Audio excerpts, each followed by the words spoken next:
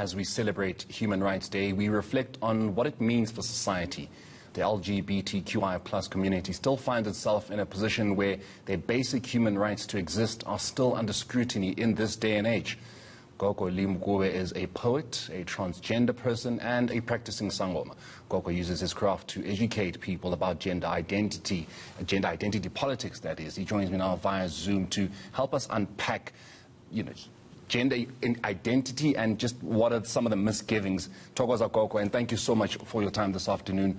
What are some of the misunderstandings, things that people don't understand about just the LGBTQI plus community as a whole? I think the first thing that I realized about the misconception is that people, like queer people, decide to be that way in order to antagonize society. We're just trying to be different in order to be different, Jay. But I've realized that also people have an intolerance towards queer people because of ignorance and really not knowing what does it mean to be transgender? What does it mean to be gay? What does it mean to be queer or pansexual or bisexual? It's really just an issue of people learning about it and people then giving people the leeway to just be themselves.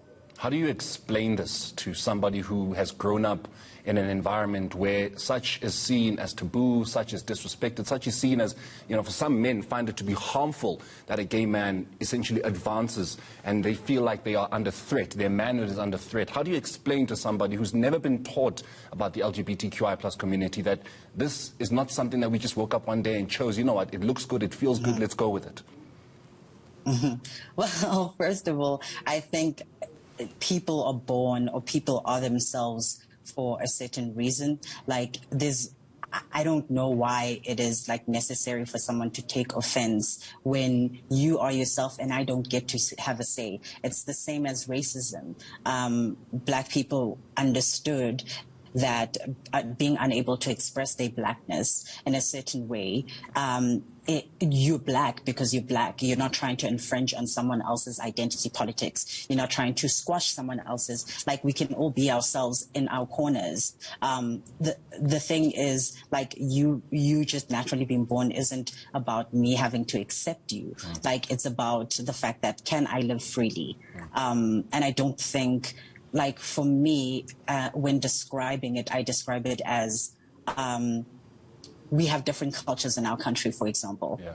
Thank God, and different tribes. And let's say you just spoke about manhood. We reach manhood at a different stage in different ways in different cultures. So Zulu man and a Xhosa man might not reach manhood in the same way, but they are still men. It's the same as a gay man. His gayness doesn't negate his manhood, and it doesn't threaten the other people's manhood, because your manhood is for yourself.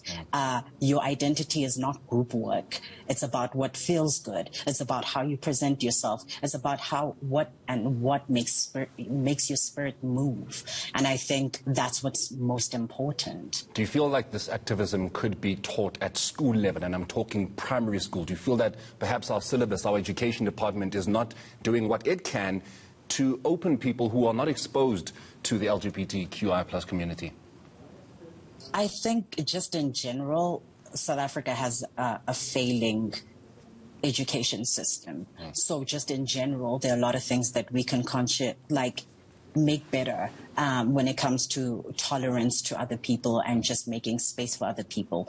When it comes to queer issues or activism, there's nothing taboo about it. There's nothing strange about it, because kids can be queer from a young age. I feel like it's more affirming to have the education from a young age, because it would have helped someone like me when I was younger to have people say, yo, it's okay. Like, you're good. Like, it doesn't mean that you are any less than other people. It doesn't mean you can't achieve your goals. It doesn't mean that you can't have a family. It doesn't mean that you aren't part of a community. And it is important to instill that in a young age. I feel like kindness, tolerance, and compassion is just in general a general rule that people need to have, and it should be taught.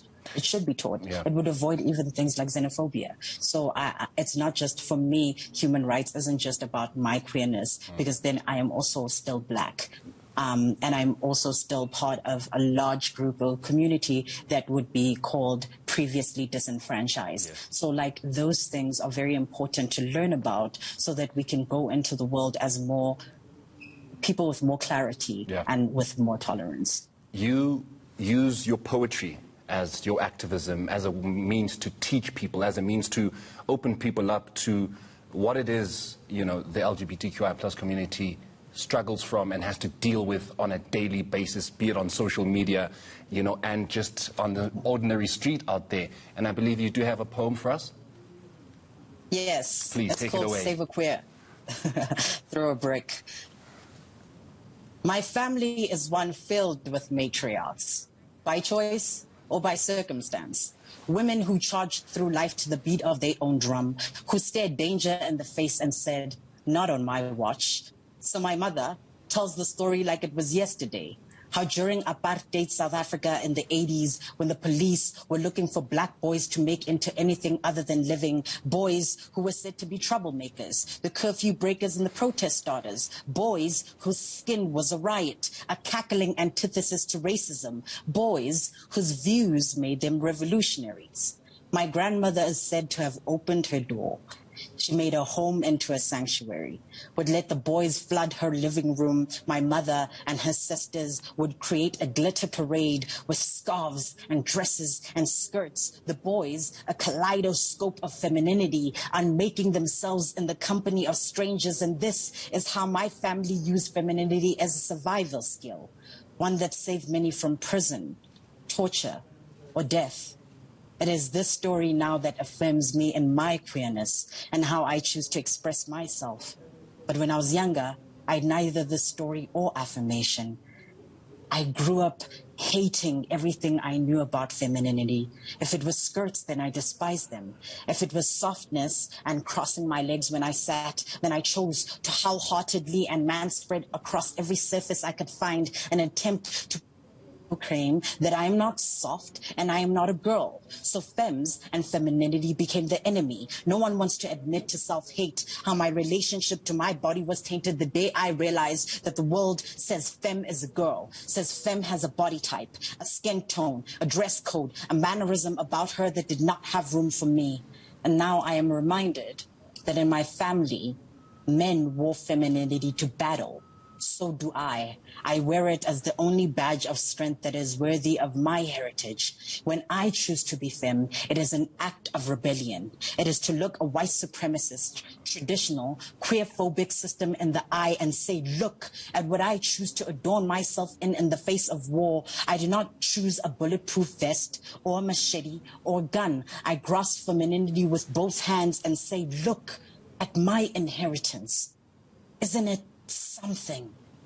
How we can treat a twill like tear gas, have the girls gagging at how quick and silent this wrist bends in the middle of gossip, how steady my elbows be, how I flick my hair with the energy of women who learned how to be slick when arguing with the racist system, women who entered massacres like Molotov cocktails, exploding into a rainbow of dresses, wind catching in their dresses whilst they threw a brick at the system.